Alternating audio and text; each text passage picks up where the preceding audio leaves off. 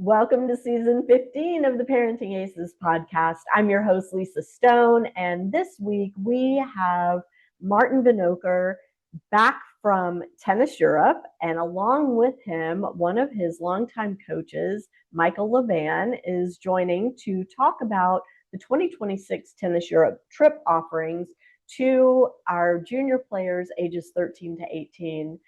For those of you who've been around for a while, we try to do a podcast with Martin and either a past player or a past coach every year so we can remind you guys about this fantastic travel and tennis opportunity. These kids go to Europe for anywhere from, they can go for 10 days up to 25 days. They are playing tournaments. They are meeting kids from different parts of the world. They travel as a co-ed team with one male coach, one female coach, and it is a phenomenal experience. We have had several Parenting Aces families participate in Tennis Europe over the years, and I am happy to put you guys in touch with each other if you are thinking about doing this for summer of 2026. We will have the link to the Tennis Europe website in the show notes, so be sure and check it out. All the pricing is laid out for you there, as well as the different trip options for this summer. And I want y'all to really take a close look at this. If you have a player in that age range, 13 to 18, it is incredible, incredible, incredible. I wish I could go back and do this myself. So before I bring these two guys on, I want to just give y'all a quick reminder that if you haven't already, we would love for you to sign up to receive our e-newsletter. We would love for you to join our online community on Facebook. And also, if you are interested, I am available to do one-to-one consults to talk about whatever it is that you're concerned about or need answers to for your child's tennis journey, whether it's junior tennis related, college recruiting related, or anything else tennis related. I am here for you. So now sit back, relax, and enjoy my conversation with Martin Vinokur and Michael LeVan of Tennis Europe. Mike LeVan, Martin Vinokur, welcome to the podcast. Martin's old hat at this, but Mike, this is your first time with us, so happy to have you both. Thank you. Great to be here. Great to have you. And we are going to be talking about an amazing summer travel opportunity for junior tennis players called Tennis Europe. And Martin, this is year 52 for you? Yep, this is our 52nd year. A player in my high school team first suggested the idea in 1973 as a way to give players more match experience and do better in our high school tennis. At the time, I was serving as high school tennis chairman for the state of New York for boys tennis. That's amazing. Yeah, that's crazy. So this is season 15 for our podcast, and I thought that was a long time, but yeah, if I'm still around at year 52, I don't know, it's going to be kind of crazy. Well, I'm the most amazed person as well. I never imagined after doing a couple of years that we go through almost 4,000 players and 400 coaches. And that's unreal. That's unreal. Before we dig into Tennis Europe and what it entails and how people sign up and all of those things, Mike, I'm going to start with you, and I wanted to just give you an opportunity to tell our audience a little bit about you and your tennis journey and maybe how you came to be involved with Tennis Europe. Yeah, great. Thanks. Grateful to be here. I'm a bit of an anomaly in the tennis world. I did not grow up playing tennis. I played the high school season. I'm a lifelong athlete, and I was predominantly a basketball player in middle school, high school, and I played the tennis season. So I picked up my racket and my court shoes during the season, and put them right back down in 8 weeks. And then in college, I decided to focus on tennis. I had a college tennis coach who really inspired me, and so I worked really hard at it. And talk about being addicted to something, and that was my passion, was tennis. And I went to Principia College, which is a Division III school, and by the time my senior year ended, I was ranked in the top 40 in the country. And so I had a pretty good tennis journey, and tried to play some stuff afterwards, and then I've been a coach ever since. So I've been a coach for over 20 years, running academies, being a director of tennis at clubs. And shortly after, I was at the Newcomb Academy in Texas when I kind of finished my stint there. I happened to be back home in St. Louis. I thought, man, it'd be really nice to go to Europe and travel and do tennis. What can I, let's see what happens. So I Googled tennis in Europe, and the first thing that popped up was Tennis Europe. And I looked into it, and that was back in 2010. And I got to meet Marty, I got to meet Gary, and I did 7 trips with them for the 7 summers. And talk about a life-changing event. It was every year I looked forward to it. I got some of my players from my academy to go over the years.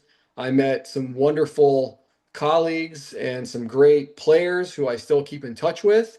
And it's just been a wonderful opportunity to come full circle and to start helping out Tennis Europe again. And we're just really excited about this summer and the opportunity to get players on our trips. Awesome. Marty, why don't you tell our audience what a Tennis Europe trip is, who it's for, and let's talk about the details. Yeah, first, Mike is very modest. He's one of the finest staff members we've ever had on our trip.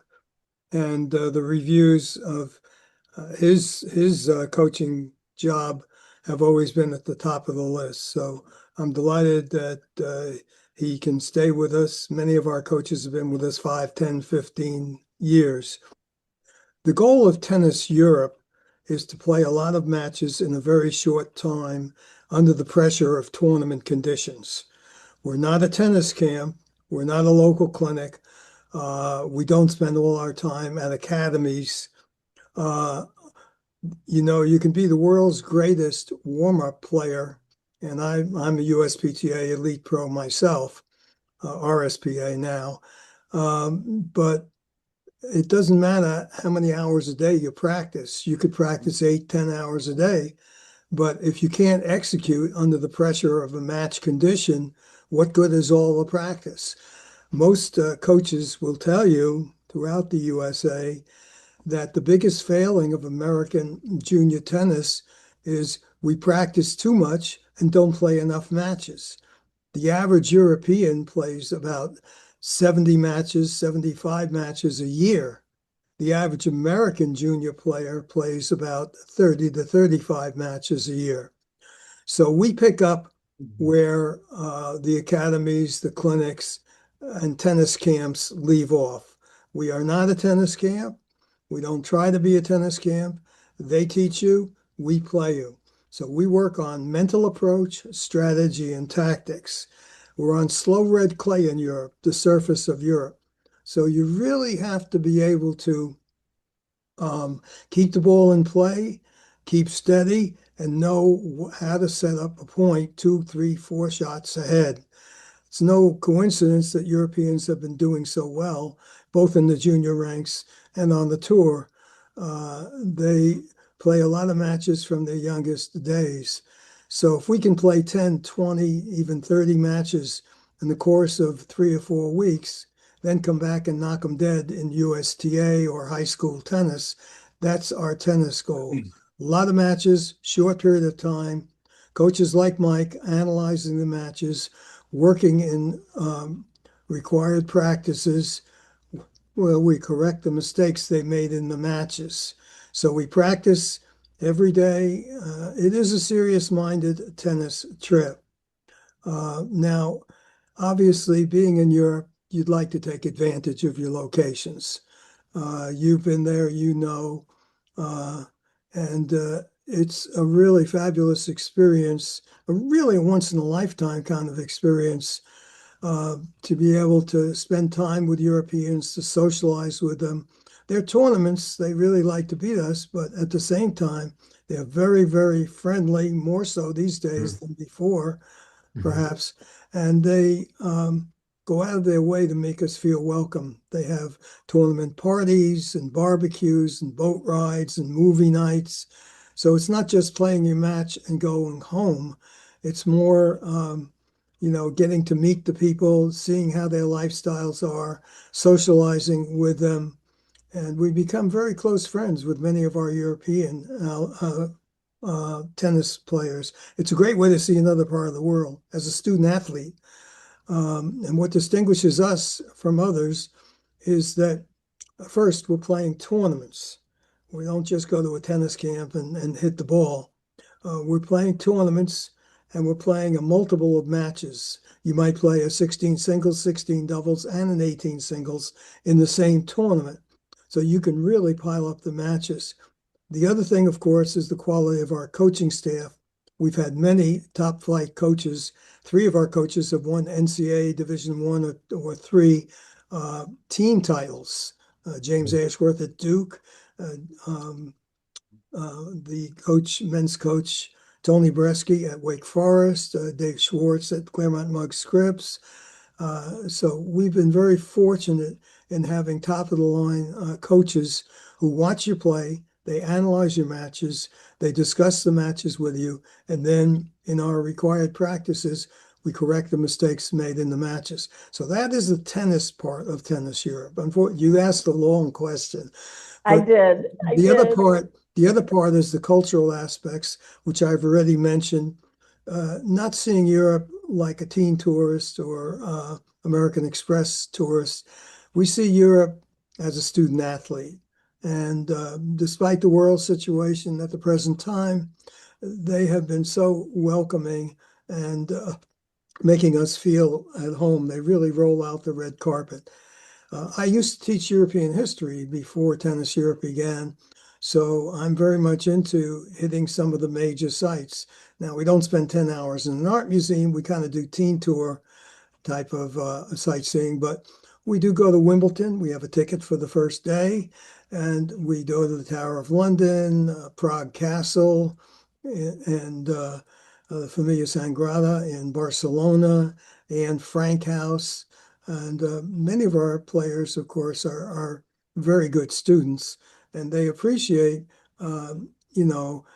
spending a half a day here, a half a day there, hitting the major sites. So 3 components of Tennis Europe: make you a better match player by playing a lot of matches and getting the analysis of the matches, and coming back, hopefully, and doing well. Many of our players have done great. We've had hundreds and hundreds of players who have come back and raised their game, raised their level. Obviously, we can't guarantee it, but if you're willing to work hard and listen to the coaches, it's a great opportunity, and it gives you a one-up over others. All of the tournaments we play count for the Universal Tennis Ranking rating in the U.S. One of our players raised his UTR, I think 2 or 3 points just in the course of our trip. So, and also their USTA rankings, as well as their place on their high school team. So the 3 components, the improving your tennis game, becoming friends with Europeans, and with the members of your team. It's a team concept all the way.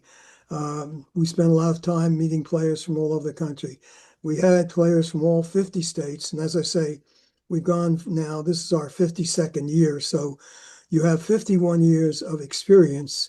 I know the tournament directors. We've gone to many of the same tournaments.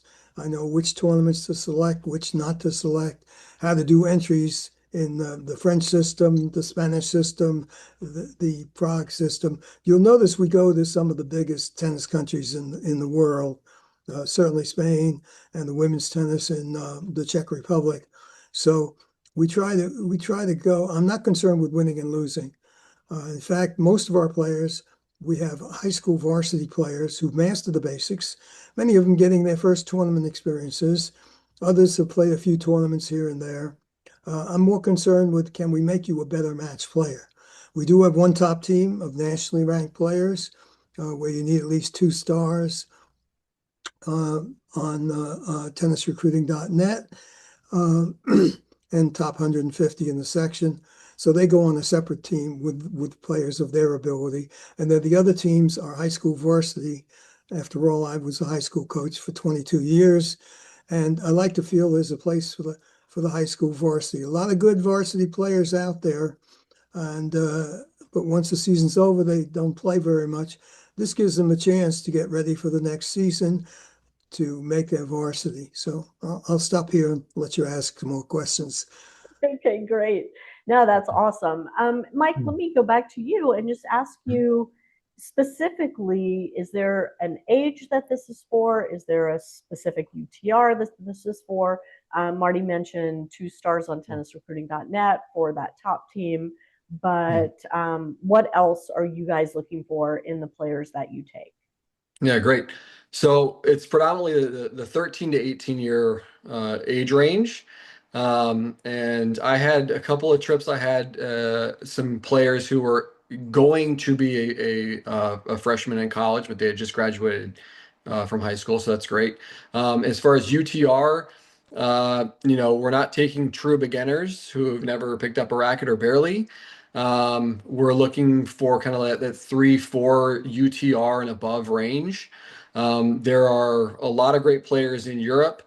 The tournament directors, since they've known us for so long, they do a wonderful job of placing us and keeping our players out of the same draw as much as possible, so we don't play each other until we get to the semifinals or finals.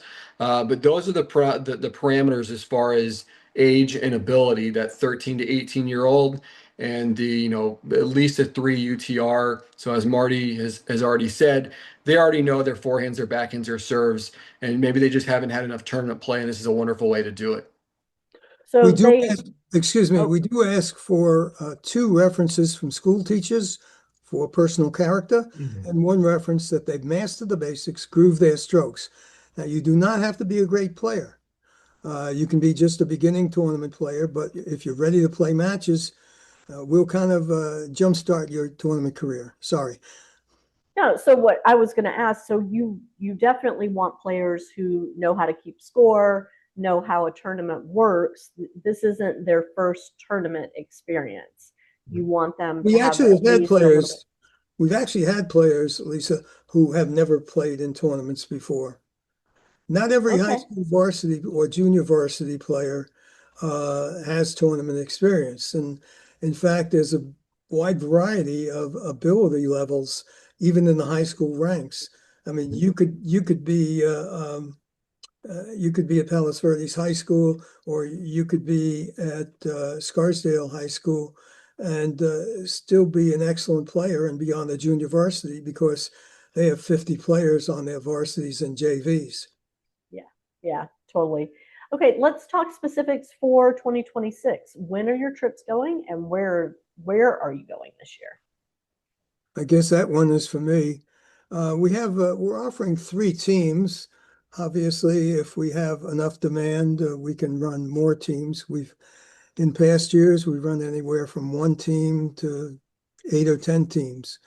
We usually leave at the end of June because most of the public schools on the East Coast don't finish until around June 24th or June 23rd.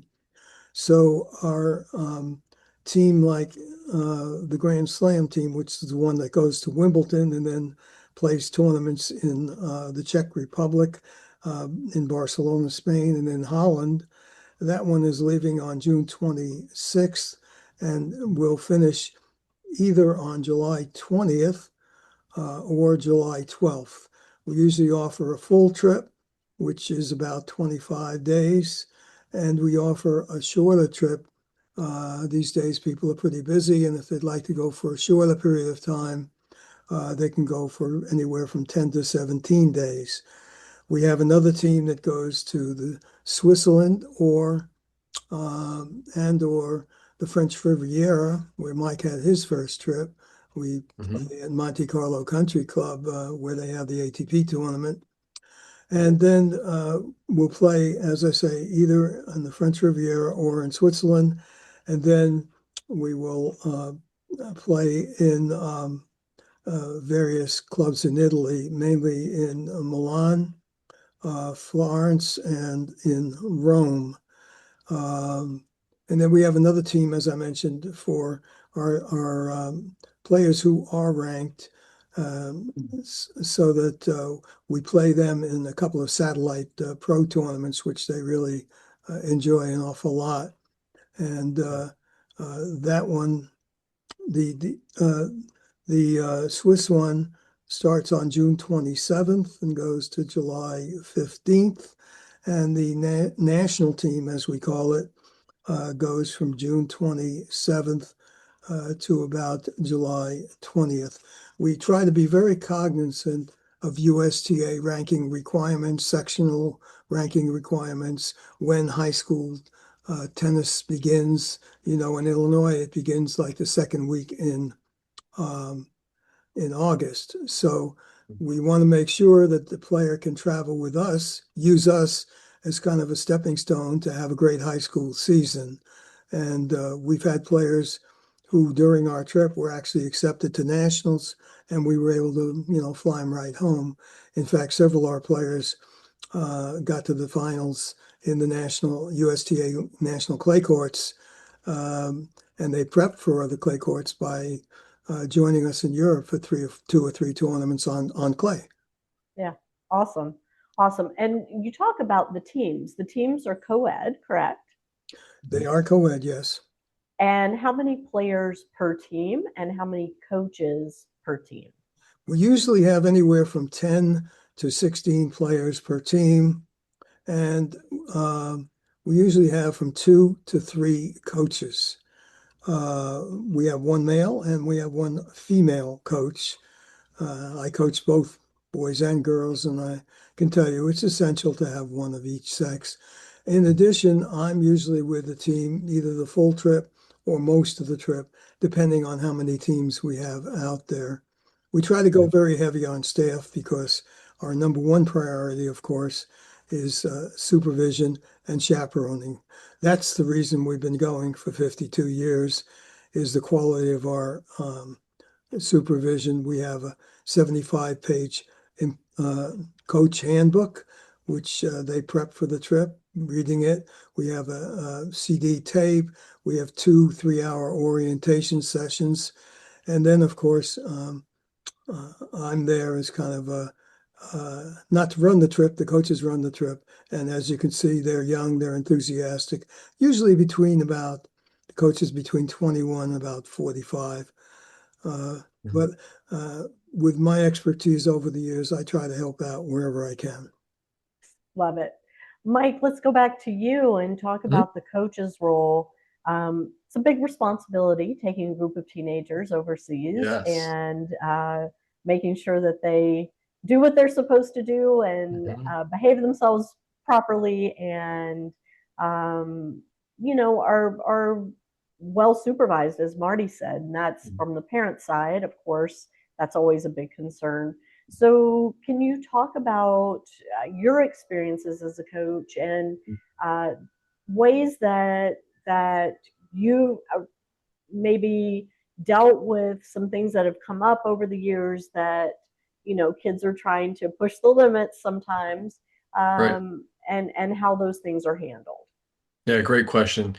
So for me, these trips are all about character development, right? You're going to be in various situations, on the tennis court, off the tennis court, in your comfort zone, out of your comfort zone in an area without your parents, with, quite frankly, people you don't know.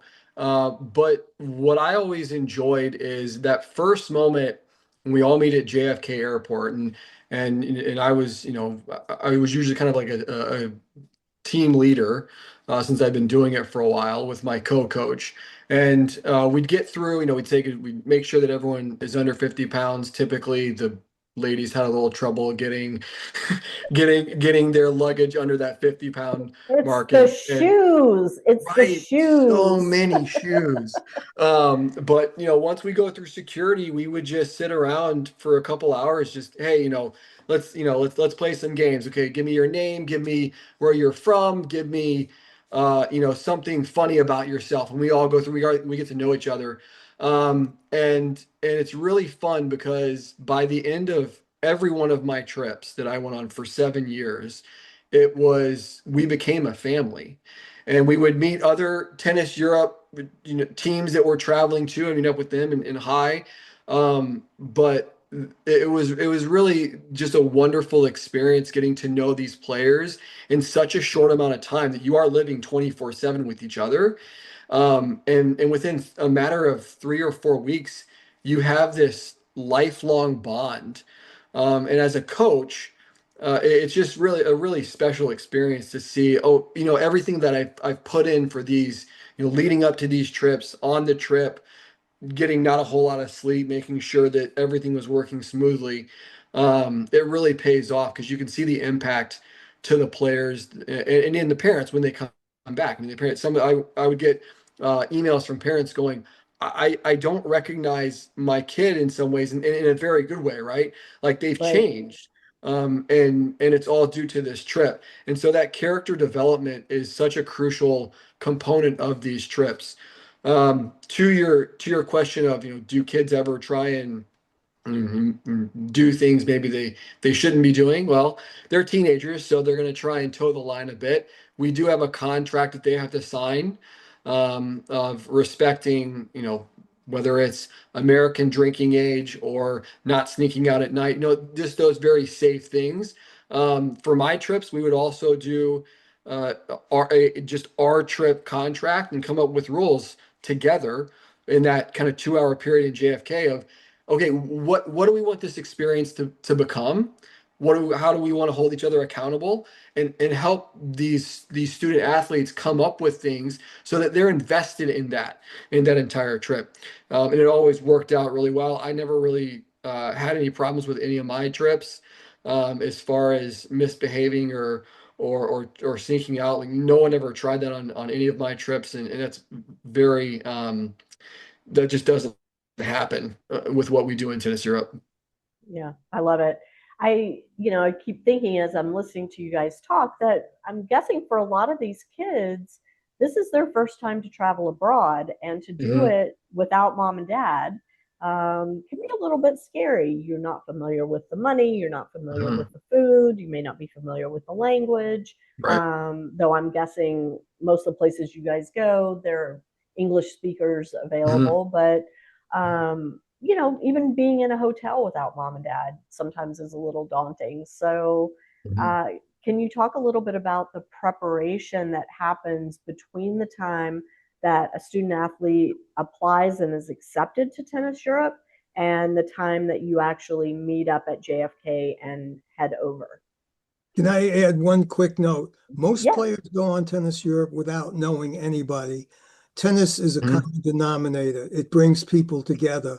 It brings us together with our European tennis friends. It brings us together with junior tennis players from all over the country. Anyway, go ahead, Mike. Yeah, and I'll just add to that. I've had 6 players that had traveled with me more than once, and specifically, texting in that kind of February, March range, like, "Are you doing it again this year? Oh, that's great. I want to make sure I'm on your trip."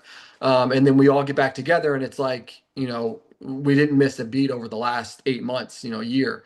So that's, always grateful for that. As far as preparation, you know once we know that they're coming onto our trip, the best thing that a player can do is, first of all, let's just get ready for playing lots of matches. That means, you're gonna have to do some lead up time to it, because what we don't want is, as soon as we land, we hit the ground running, literally. And so what we want to make sure is that the player is, while they don't have to be doing, 8 hour workouts a month, 8 hour a day workouts a month before, we do want to make sure that, okay, I'm in pretty good shape. I've been playing some tennis. I've got some rhythm. I'm ready to play all of these matches, because some players, they'll play up to 40 matches during a 3 to 4 week period, that's a ton of matches. That's a ton of miles on court. So we want to make sure that they are ready, physically, and we're going to help them, if we need to, emotionally. We've had certainly kids that needed some emotional support, and love being there for the kids and showing them how much we care for them.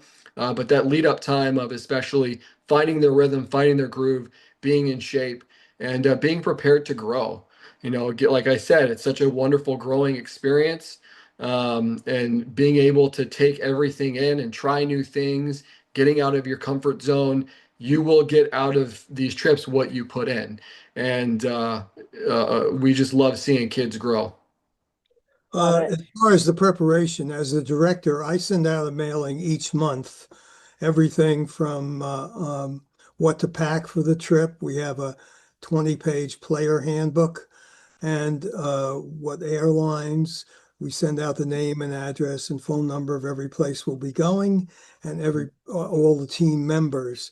So the players get every month, they get another mailing, which keeps them fully informed and it tells them all the details.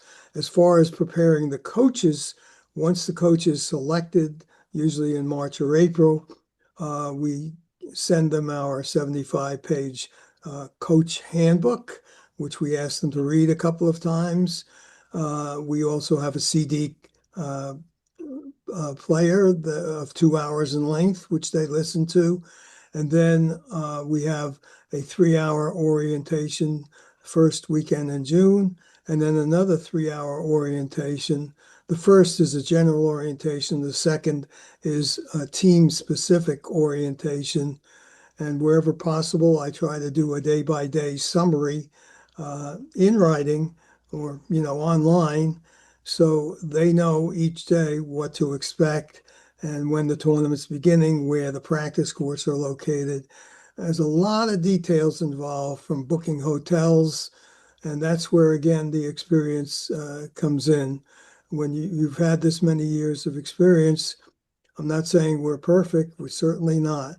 But at the same time, we do have an edge over others in that we're able to know where the hotels are located, how to get from the hotel to the club, and which tournaments are better tournaments to go to, which have more categories for us to play in, and which tournaments don't.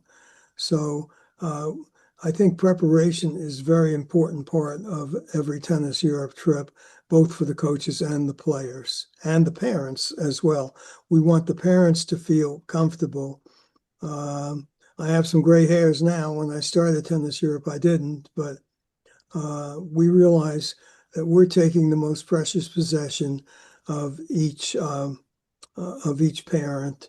And one reason we've been going for all the years is the references and how they've spoken about our trip. That's great. Yeah. And, just for the parents out there, I have been doing a podcast with Marty for the past, 4 or 5 years now? Yes, I think right. Yeah. And I continue to hear only positive things about this trip from the families that end up signing up and going. So I want to just give you parents some confidence in considering this as a real viable option for your child. If you have a child aged 13 to 18 that is interested or thinking they might be interested in doing something like this, this is a great opportunity to go travel, to compete, to get some cultural experience, to meet kids from all over the world. And honestly, I mean, the world is big, but it's getting so small due to the internet, right? So for them to get to go experience kids their age from different countries and learn how similar we all are, I think that's just such an incredible opportunity for teens, and especially the ones that are older teens and getting ready to head off to college. This is great preparation for them to develop that independence, to prove to themselves that they can handle day-to-day life without mom and dad right by their side. And yet they still have that safety net of the Tennis Europe coaches there if they need it. So I think that's awesome. I just want, for the parents that maybe are just hearing about this for the first time, can we just touch on, God forbid, what happens if one of the players gets injured or ill while they're on the trip? How does Tennis Europe handle that? Yeah. Before I forget, we have a website which your listeners can get much more detailed information. It's www.tenniseurope, TennisEurope.com. And it has just about everything from itineraries to our history to everything else. And we'll have a link to that in the show notes. So don't worry Yep. if you didn't get Yep. that. That'll Okay. be plastered all over. So our office number, as I say, we're small, family run kind of thing. It's 203-322-9803. 203-322-9803. That'll also be in the show notes along with Marty's email. So if anybody has questions, we'll make sure you know how to get in touch. Yeah. Before the trip, we ask each parent to submit a medical form, which my school nurse made up, and including COVID information, whether they've had COVID shots or whatever they've had. So we have their medical background before we go. And they submit it to us in writing. We usually go to the same tournaments each year, so we pretty much know the lay of the land, where the nearest emergency room is. Many of the tennis clubs have doctors who are members of the club. It's always very intriguing if a player twists an ankle or something like that. I go to the tournament director and they say, wait a minute, we have a doctor on court 4. I'll call him over. And the doctor is usually carrying a medical kit with them. I've been to many medical emergency rooms in Europe, and I can tell you by and large, they're excellent. We usually have a coach who accompanies the injured or ill player to the emergency room. We ask the players to have insurance coverage, medical insurance coverage. They'll pay up front and be reimbursed. Obviously, a top priority is to contact the parent if it's a serious situation. I mean, if it's just a sprain we'll keep them out for a day or two, and then when the doctor approves, they can go back and play. But if it's a more serious medical situation, and we've had a few over the years, we will contact the parent, and we also have on our medical form the home doctor, so we can actually contact the home doctor and get his or her input on how to proceed. Obviously, we have the option of sending the player home if it is a serious situation. Medical treatment, as I said, in Europe is excellent. We haven't had any major issues that they haven't been able to handle. And going to the same countries, the same tournaments year in and year out, it also gives us an edge of knowing where to go. And I do ask our coaches to familiarize themselves. You don't want to go looking for a doctor after an accident occurs. You do want to go looking, knowing where the doctors or the emergency rooms might be beforehand. So yeah, medical treatment and that kind of thing is a top priority with us. Mike, what does a typical day on this trip look like? Yeah, great question. And it really does depend on, is it a travel day? Is it a match day? But typically, right, the tournaments usually start in Europe. They start later on than they would here in the US. So we'll do a wake up, 8 o'clock, go get some breakfast. Okay, we're gonna meet down on the courts. We're gonna do a training session for an hour or so, and then maybe we go do a cultural event, and then by 2 or 3 o'clock, we're getting ready to play our matches. And one of the great things about Tennis Europe and these tournaments that we get to play is that all of our players are typically in 1 or 2 locations, and so they can further bond as a team, cheering each other on, making friends with the local players, kids their age. And we'll see kids from, if we're in the Netherlands, we'll have kids from the Netherlands that we become friends with, and they're cheering on our kids against their friends who are also Dutch, right? And so it creates, again, this great bonding opportunity. And then after the matches, some of which are, I will be honest, some of them can get really late in the day. We've had matches, I remember being being in Spain and France where the match was wasn't finished till 1 o'clock in the morning. So Wow. we always make sure that there's a coach there with the player though. They will be supervised, of course, because that's our utmost prerogative. And then after those matches are complete, we'll go get dinner as a team, doing some walking around, maybe doing some team building stuff, and then heading to bed. Curfew, we usually do about 11 o'clock, depending on when the matches end. And then we're always also looking for fun cultural stuff to do too. And Martin has a list of things to do and where to go. On my first trip, we were in Belgium. And I'd never been to Europe before. And we're sitting there, we're like, hey, we need to get some lunch somewhere. Where do you go? Okay, well, there's a McDonald's. Okay. And so there's McDonald's across the street.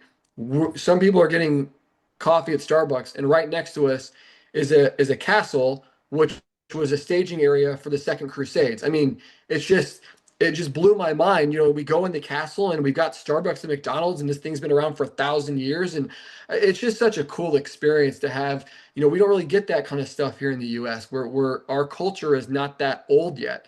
And so just the depth of their culture is so fascinating and such a wonderful experience for everyone involved. I might add, know. Oh, go ahead. I'm sorry. I might add that I always request of the tournament director and the tournament committee that they put us on earlier in the evening. It's very rare that we have matches finishing at 12 or 1. On the other hand, a junior tournament might finish at 6 p.m. each day, but some of the tournaments we play in are done by ability level, UTR style. And when you do it by ability level, it involves not just juniors, but also men's and women's tournaments as well. And those are the ones, if some of the players in the tournament don't finish work until 5 or 6 in the evening, those are the ones that they might schedule for 8 or 9 p.m. But I do try to make the tournament people aware that these are teenagers, they need their sleep, and we really don't want them put on the court until after any time after 8:30, 9 o'clock in the evening. I'm sorry. Got it. No, I was going to just ask you, because I know this is probably running through parents' minds. Can parents join the trip, or can they meet up with you guys? How do you work it if the rest of the family wants to travel as well? Well, the answer is both yes and no. One of the great attributes of the trip, as Mike has spoken so eloquently of, is being on your own, sense of responsibility. We carry their passports, of course, and other valuables, but at the same time, I think one of the great ideas is being able to keep your own budget, and it's the kind of thing you'll need when you go away to college, as you have said. Sometimes we do get parents who are on vacation in Europe, and some of them meet their players at the end of the trip, and they go on the family trip. We're certainly not against it. I kind of treat it like summer camp. I have 10 years at summer camp before Tennis Europe, and we kind of treat it like summer camp. You show up, you watch your player play, maybe take some notes, and maybe go out to lunch with them, and then you leave. Maybe you'll show up 3 days later when they're in another match. So we do not prohibit parents on coming, but at the same time, we feel like it's kind of summer camp visiting day. You come, you visit, you spend a couple of hours with your players, and then you leave, just so they can reap the benefits of the trip, one of which is a sense of independence. Even though we're fully, totally, and strongly chaperoned, still a sense of independence. And most of our parents have been very good about it. And in fact, they've joined us, and many of the best ideas we've had that we've incorporated in Tennis Europe have come from parents. They know their kids best, and they can guide us in every aspect. Similarly, in the discipline, if we have a disciplinary situation, if it's a serious one like drinking or drugs, we will call the parent, reserve the right to send the player home on the next plane, but we also want to get the parents' input as well. Love it. Love it. I want to talk to you about the pricing for the trip as well. But before we get there, is there anything that I have forgotten to ask that you guys want to share with Parenting Aces audience? No, I think you've pretty much covered it all. I usually have, if a player and parent are interested, we ask them to contact us, and we'll arrange an information session. I'll spend 30 minutes, 60 minutes, however long, if necessary, visit the parents if I can get there. If not, do a telephone session. And it's a Q&A. We'll ask for their questions and their players' questions, because players often have a different set of questions than parents do. For sure. Right. And while players may be concerned with, do we allow players to go off in groups? The answer is under certain circumstances in small towns. The parents' situation also concerns the chaperoning and supervision, and how closely we're with the players. And the answer is very closely, Yeah. Yeah, I'll add one thing real quick. One of the things that struck me on my early trips, and then obviously I got used to it, was the culture of tennis is very different in Europe. Growing up playing a multitude of sports and even tennis, as a collegiate player in post, I was struck by um, how grateful they were that we're there, and how kind they were, and how friendly they were. Because in the U.S. it's like, okay, well, Lisa, you and I are going to go play each other, and then we're kind of and then I don't really like you, and then we shake hands and great, good job, and then we go away.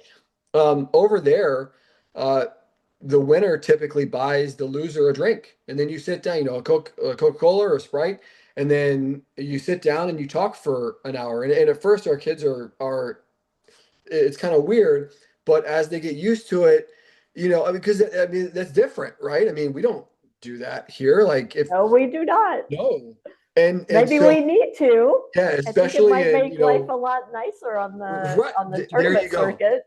There you go. Exactly right. And so when you look at, when I was doing these trips, it was before Alcaraz. And what is the thing that everyone talks about with Alcaraz and Sinner too? They're 1 and 2 in the world, and they're so nice to each other, and they're always smiling. Alcaraz is always smiling. He has this joyful experience. And to us in the US, that's obtuse. But in Europe, that's the norm. And so what a wonderful way to learn that skill of having joy on the court, and using that lesson to expand to the rest of the things in your own life.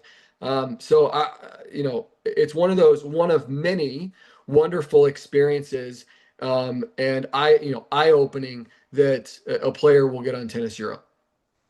I love that. And I can tell you from talking to a gajillion college coaches, if your kid comes back from this trip with that skill of being kind, being respectful, being friendly, being joyful, that is a highly recruitable skill set to college coaches. So I'm just going to throw that out there.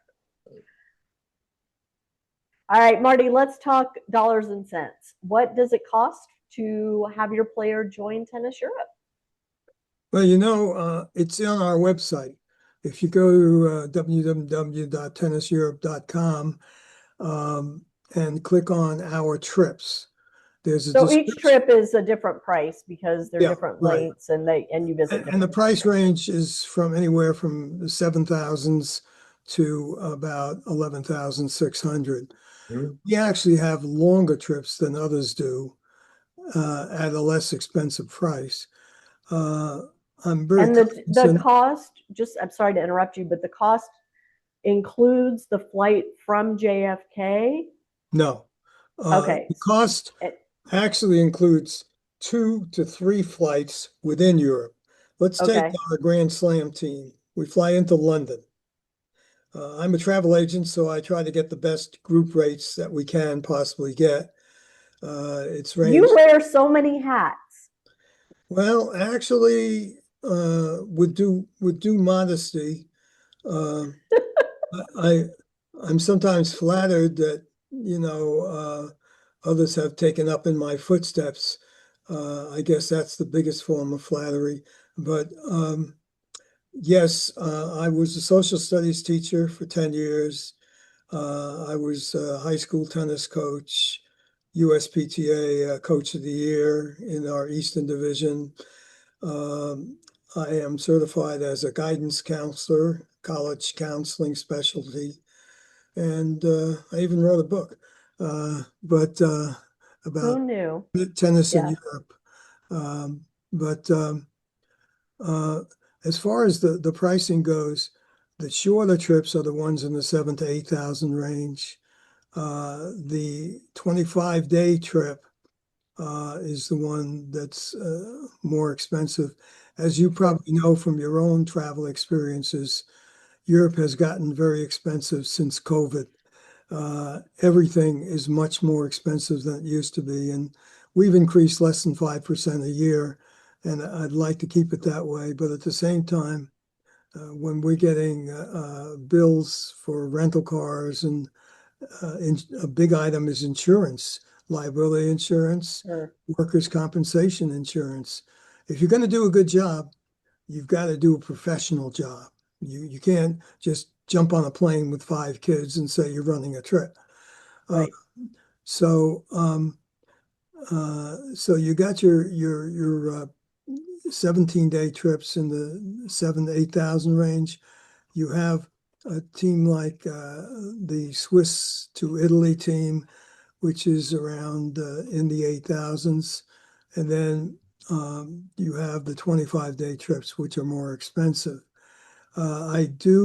We do ask parents to put down a deposit, which is partially or fully refundable until February 1st and March 1st. And I should mention our scholarship offering.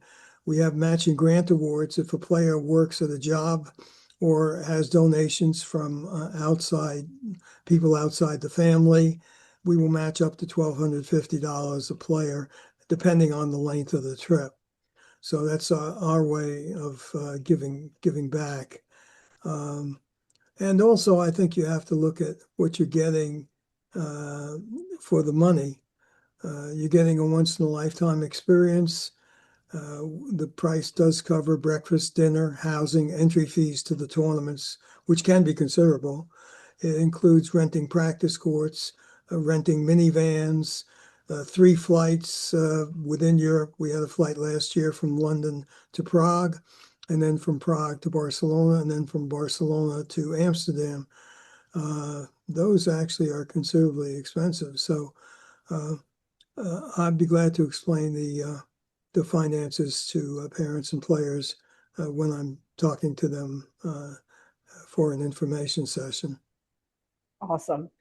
Well, if you have been listening to this or watching this and you are not clicking on the link to go to tenniseurope.com to sign your kid up, I don't know what you're thinking, because this is an incredible opportunity.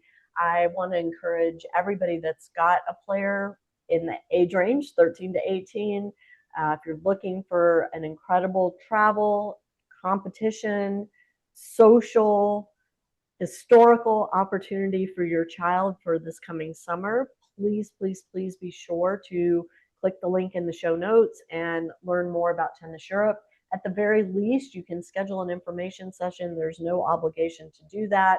And Marty will talk you through all of the particulars, answer any questions you have. But this is really an incredible opportunity for these teens. And Marty, it's great to have you on again. I'm so grateful that you bring Tennis Europe to the Parenting Aces community every year so that we can share it with our audience and hopefully get some kids signed up. Well, I'd like to take this opportunity to thank you for your steadfast support over all the years. And also, I want to thank Michael on short notice for coming and joining us. Certainly his 7 years of experience on Tennis Europe, with hopefully more to follow, will give parents an idea of the kind of professional staff we have.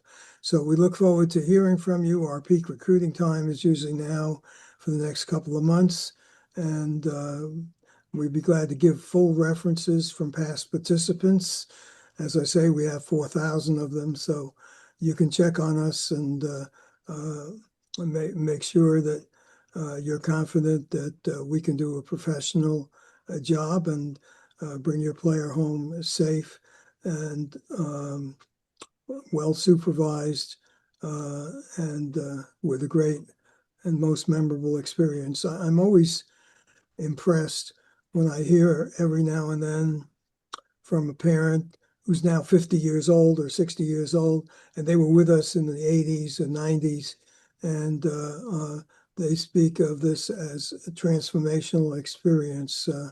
And we've had some pretty famous people, but also we've had people who just found a very unique way of seeing other parts of the world and sharing their experiences through tennis. Again, thanks so much to both of you. Mike, thank you too. It's been great to meet you, and I'm sure we're going to be in communication over the next several months as people reach out to me. But thanks for coming on to both of you, and it's been a pleasure. To my audience, thanks. Yeah, thanks.